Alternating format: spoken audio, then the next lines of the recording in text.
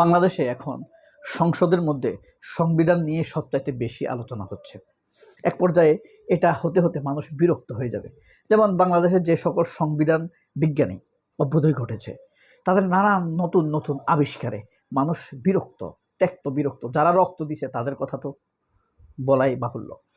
যারা রাজপথে ছিল, গুলি খেয়েছে, রক্ত ঝরিয়েছে, তাদের অনেক যন্ত্রণা লাগে এসব বিজ্ঞানীদের অব্যবহৃত আবিষ্কার দেখে। যেমন আপনার ধরেন, আমাদের যে প্রথম সংবিধান বিজ্ঞানীর অভ্যুদয় ঘটেছে, তার মধ্যে 1 নম্বর হলো সালাউদ্দিন আহমেদ, যার সাংবিধানিক নাম শিলং সালাউদ্দিন।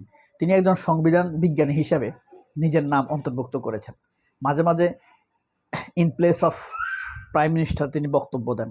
এখানে তার একটা বিশাল, যখন তাকে বলা হয় প্রাইম মিনিস্টারের পক্ষে বক্তব্য দেওয়ার জন্য, ইয়াস আমি প্রাইম মিনিস্টারের পক্ষে বক্তব্য দিচ্ছি, এই কথা কইতে তার চেহারাতে কিন্তু একটা জৌলস পইঠা ওঠে।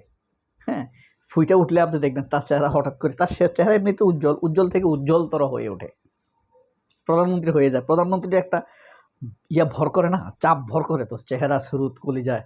হ্যাঁ, this talk is from prime minister, তাই না? আমি এখন যে কথাগুলো বলছি, মানে সালাউদ্দিন তখন কিভাবে, সালাউদ্দিনকে যখন স্পিকার বলে, মানে সংবিধান বিজ্ঞানীকে যখন স্পিকার বলে যে প্রধানমন্ত্রীর পক্ষে আপনি কথা বলেন, তখন তিনি তো বলে, হ্যাঁ আমি যেটা বলছি এটাই তো প্রধানমন্ত্রীর কথা, now I am like prime minister.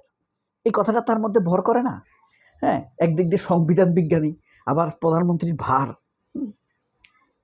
একইভাবে মিজোরাম ফখরুল, হ্যাঁ, ইসলাম আলমগীর, হ্যাঁ, মানে হিন্দুত্ববাদী রাজনীতিবিদ, যত রাজনীতিবিদ আছে, ছাত্র ইউনিয়ন করা, জাসদ বাসদ, ছাত্র ফ্রন্ট করা, ছাত্র মৈত্রী করা, এরা সব হইল হিন্দুত্ববাদী। হ্যাঁ, এদের ট্রেন, তারপর এদের ক্যালকেশিয়ান একটা ভাবসা, কলকাতার ভাব। আপনার মেঘমল্লার বসুকে দেখবেন, কলকাতার ভাবসা, প্রথম আলোকে দেখবেন। হ্যাঁ, কলকাতাকে তারা সবসময় তুলে ধরবে। কলকাতার কেউ আয়সা যদি তার দিকে ফিরে তাকায়, সে ঘুরে লুঙ্গিটা উঠাই দিবে বা প্যান্ট খুলে নামাই দিবে পোঙ্গা মারার জন্য। এটা হইল প্রথম আলো। তো সংবিধান বিজ্ঞান, 1 নম্বর সংবিধান বিজ্ঞানী হইল সালাউদ্দিন। তাদের অর্জন কি, এটা আলাপ করবো আমরা। 2 নম্বর সংবিধান বিজ্ঞানী আপাতত আসাদুজ্জামান টাউট, ছাত্র ইউনিয়নের সভাপতি টাউট, ব্র্যাকেটে টাউট। 3 নম্বর সংবিধান বিজ্ঞানী মির্জা ফখরুল। এরা দেখবেন সালাউদ্দিন আহমেদ যত সংবিধান চেতনা মারে, তার সর্বশেষ টার্গেট কি? গুম কমিশন, গুম অধ্যাদেশ বাদ। কার উপকার করছে এটা? গুম অধ্যাদেশ বাতিল করে কারোর উপকার হয়েছে এতে? আমি কারোর উপকার দেখি না। তার সর্বশেষ কথা হইল এই যে সংবিধান বিজ্ঞানী সালাউদ্দিনের নব আবিষ্কার, জুলাই 71 না, জুলাই এমন কিছু না, আবেগ দিয়ে রাষ্ট্র চলে না, সংবিধান আবেগের বিষয় নয়, 72-এর সংবিধানেই চলবে। এগুলো হলো এই সংবিধান বিজ্ঞানীর গবেষণার বিষয়। হ্যাঁ, আর আইনমন্ত্রীর গবেষণার বিষয় হলো, আমি যখন অ্যাটর্নি জেনারেল ছিলাম ডক্টর ইউনূসের সরকারের সময়, আমি ছিলাম সরকারের ক্লায়েন্ট, সরকার ছিল আমার ক্লায়েন্ট। চামচা, হ্যাঁ, বেয়াদব, হ্যাঁ, টাউট, মাদারচোদ। তো এই যে সে সরকারের ক্লায়েন্ট ছিল, সরকার তার ক্লায়েন্ট ছিল, ক্লায়েন্টের পক্ষে বলেছে, এখন সেই জিনিসগুলোর সে বিপক্ষে বলতেছে। মানে মিথ্যা কথা তার দ্বিতীয় আবিষ্কার। আরেক সংবিধান বিজ্ঞানী আসাদুজ্জামান, আইনমন্ত্রী, সংবিধান বিজ্ঞানী। বাংলাদেশের আরও কয়েকজন সংবিধান বিজ্ঞানী আছে আমাদের, মানে সংবিধান রনির আবিষ্কার হইল লাকা শাকা ফু। লাকার বাণী দিবে দেরিরা, লাকা দেরিরা।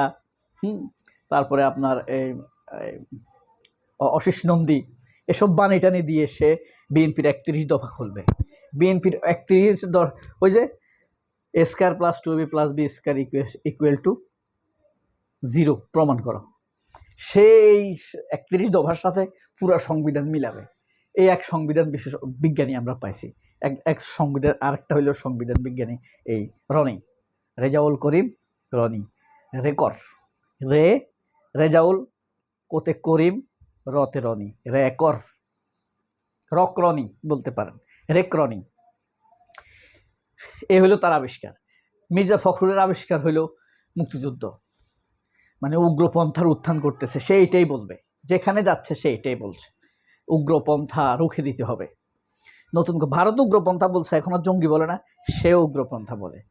হ্যাঁ, আর আইনমন্ত্রীটা তো বললামই, সে ওই কিভাবে আগের মিথ্যা কথার সাথে পরের মিথ্যা কথার সমন্বয় ঘটানো যায়, রাষ্ট্রকে সে ক্লায়েন্ট বানাইছে, সে আইনের কন্ট্রাক্টর।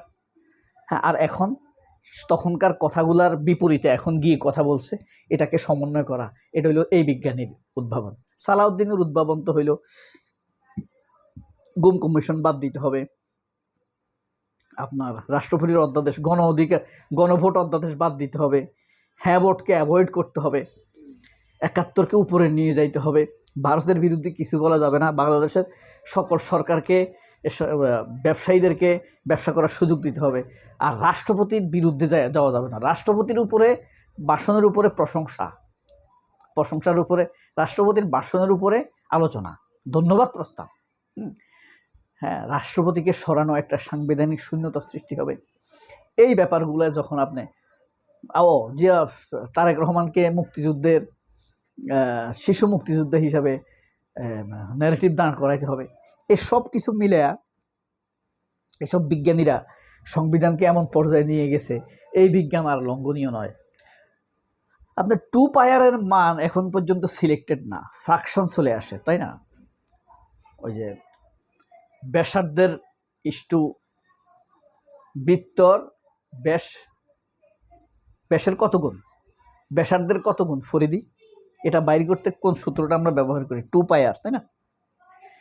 এই 2 পায়ারে আপনি এখনো পর্যন্ত দেখেন শত শত বছর হয়ে গেছে, এটার কোনো মানে ফাংশন, এটা নিয়ে এখনো রিসার্চ চলছে, বড় বড় গণিতবিদরা, বিশ্বখ্যাত গণিতবিদরা এটা নিয়ে এখনো রিসার্চ করতেছে, আর তারা সংবিধানকে এমন পর্যায়ে নিয়েছে। এখন কথা হলো, এই যে সালাউদ্দিন এই